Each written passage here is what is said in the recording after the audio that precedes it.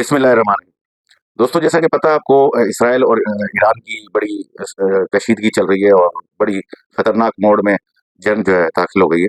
अच्छा, आज बड़ी इंटरेस्टिंग बात ये हुई है कि ईरान ने अपने एक सूबे में जो है, साइड का एक सूबा है, उसमें एक जौहरी जो है तजर्बा किया है और उसमें बड़ी शिद्दत का जो है जलजला आया। डिक्लेयर तो नहीं किया उन्होंने कि जौहरी जो है हमने कोई एटमी धमाका किया, लेकिन वहां पे एक एटमी प्रोग्राम उनका चल रहा था।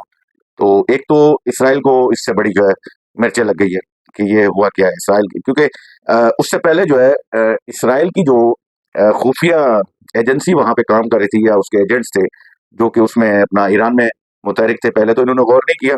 लेकिन अब जब मामला इतना बढ़ गया तो इन्होंने बाकायदा जो है इन्होंने अपना ईरानियों ने इस चीज पर गौर किया संजीदगी से। वहां से ड्रोन भी पकड़े, असेंबल हो रहे थे, तो जो भी नेटवर्क था उनका वो पकड़ा।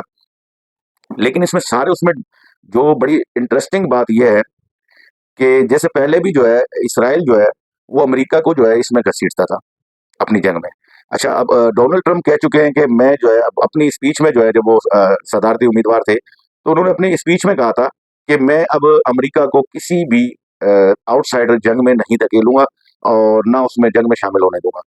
अब उन्होंने अपनी जबान का पास भी रखना, क्योंकि जो उनके वोटर और सपोर्टर हैं अमेरिका में, वो भी नहीं चाहते कि जो है किसी भी जंग में जो है अमेरिका जाए, क्योंकि अमेरिका का बड़ा नुकसान हुआ। आपको पता है कि 20 साल उसने जंग लड़ी, इसमें अफगानिस्तान में हासिल किया हुआ कुछ भी नहीं, 0/0। तो अपनी मैशत को भी तबाह किया। अब अमेरिका जो है, बेसिकली अमेरिका में जो इन्वेस्टर हैं या अमेरिकी गवर्नमेंट में जो लॉबी है, वो है तो यहूदियों की, और वो इसराइल की हामी है। अब इसराइल किसी न किसी तरीके से चाह रहा है कि ईरान को जो है इसमें शामिल कर ले। अच्छा, अब अमेरिका को भी ये समझ आ गया है कि ईरान अगर शामिल ईरान वाली जंग में होते हैं, तो ये जो जितने भी मुस्लिम ममालिक हैं, ये भी अब जो है पाकिस्तान के साथ खड़े हैं।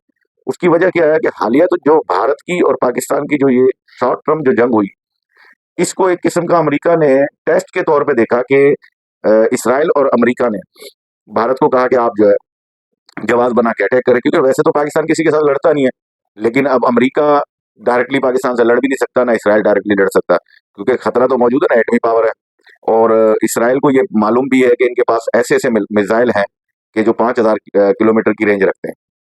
लेकिन मेन मसला ये था कि इसको टेस्ट करना था कि भाई अगर पाकिस्तान के पास क्या क्या सलाहियत है। अगर हम फर्ज करो कि जंगी जहाज के थ्रू जो है हम एयर स्ट्राइक करें, ये इसराइल का अपना एक वो था कि अगर भारत हमें इसमें सपोर्ट करे और दूसरे ममालिक सपोर्ट करें, तो हम अपने और पाकिस्तान के नज़दीकी जो अड्डे हैं वहां से जो हम ये सारी कार्रवाई करें। तो इसराइल तो अजली दुश्मन है पाकिस्तान का।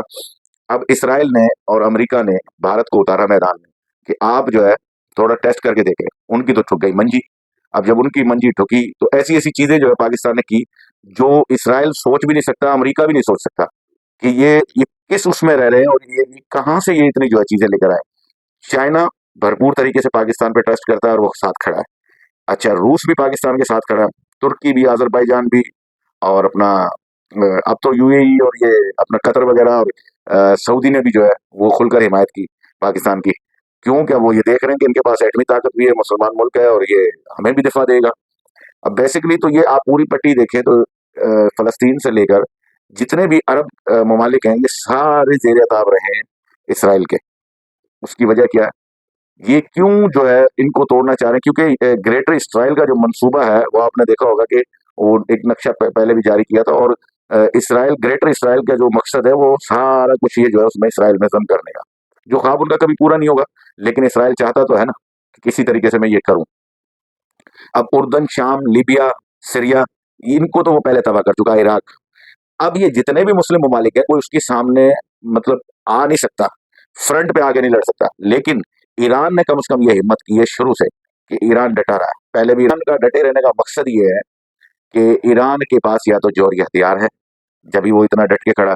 दूसरा ये है कि सारा दिन आपने देखा होगा कि बमबारी चलती रही, लेकिन रात होते ही इनका सिस्टम भाग गया। अब मैं भी पॉसिबल कि पाकिस्तान आर्मी उनको सपोर्ट कर रही हो किसी हद तक, और पाकिस्तान की इंटेलिजेंस तो है ना, दुनिया की नंबर 1 आर्मी है पाकिस्तान के बाद, दुनिया की नंबर 1 एयरफोर्स भी है। अब वो जो नामालूम जहाज जो है वो घूम रहा है, वो नामालूम जहाज कहाँ से है बगैर नंबर प्लेट का? तो ये चीज है। अच्छा, अब एक तो नेतन्याहू ने जो बयान दिया जिस पर सफाइयां दे रहा है डोनाल्ड ट्रंप कि भाई अगला नंबर पाकिस्तान का, उन्होंने कहा कि अगला नंबर जो है ईरान के बाद पाकिस्तान का।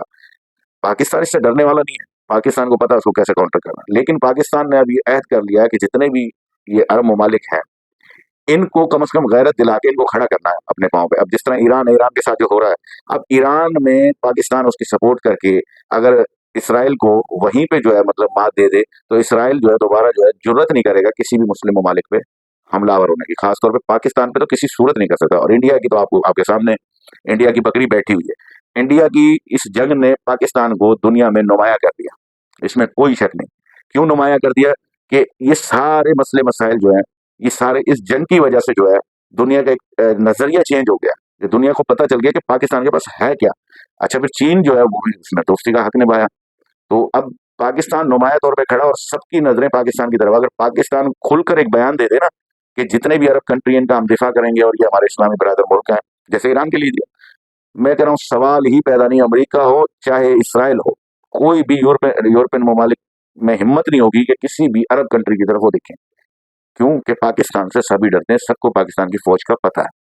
तो इसलिए जो है ये जहन में रखें आप कि ये सारी चीजें, पाकिस्तान एक वाहिद मुल्क है जिसके पास एटमी, लेकिन अब मुझे लग रहा है कि दूसरा मुल्क जो है वो ये भी हो गया, ईरान भी। ईरान ने भी शायद आज की डेट में जो ये जलजिले के झटके आए हैं, में भी पॉसिबल है कि उसने धमाका कर दिया। अच्छा जी, वीडियो आपने देखी, वीडियो आपको पसंद आई हो तो लाइक शेयर कमेंट्स के बटन पर जरूर क्लिक कीजिएगा और अपनी राय से, कीमती राय से भी आगाह कीजिएगा। अल्लाह हाफिज।